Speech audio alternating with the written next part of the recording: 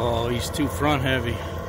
Hey guys, Capper here and welcome back. So I'm working on episode number 3 of our pond dig, and I thought I'd lay out this particular video because in my opinion, from learning all these machines, the best way to not flip a machine or not roll one over is to know its limitations, or at least get a feel for it and know that moment just before you're about to tip it over. So this is an example of it.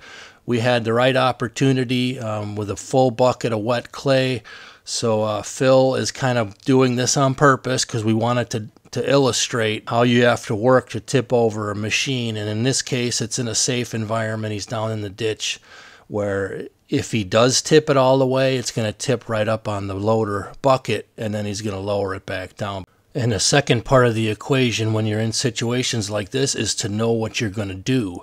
You should be thinking that way. On anything sketchy at all, you should be thinking, all right, if I start tipping this direction, what's my immediate action going to be? You know, am I going to raise the loader? Am I going to lower it? Am I going to tilt the bucket?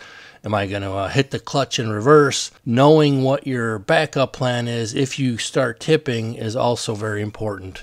But anyways, this is just showing us learning the limitations on it and demonstrating that. I don't necessarily recommend this to new operators. I'm just saying after years of learning all these machines, one of the best ways to know when not to tip over is when you're about to tip over.